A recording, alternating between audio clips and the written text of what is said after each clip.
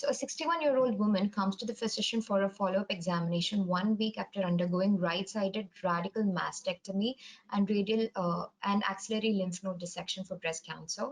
She says that she has been unable to comb her hair with her right hand since the surgery. Physical examination shows shoulder asymmetry, and she is unable to abduct her arm above 90 degrees.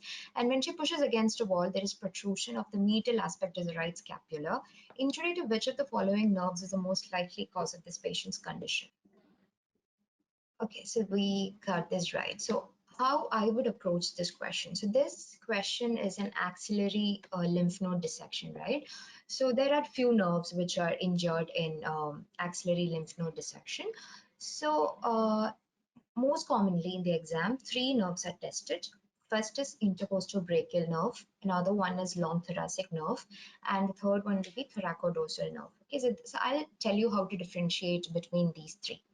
So intercostobrachial nerve is a pure sensory nerve. So in the question, there will be no motor deficits. So if it is pure sensory and there's an axillary lymph node dissection, you can go ahead and mark this as the answer. That is the intercostobrachial nerve.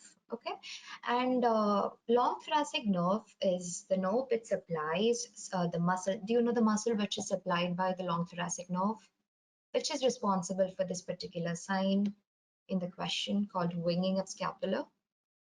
It's serratus anterior. So whenever there is protrusion of the scapula, medial aspect of the scapula, go ahead and mark long thoracic nerve. And the third nerve is the thoracodorsal nerve, which supplies latissimus dorsi.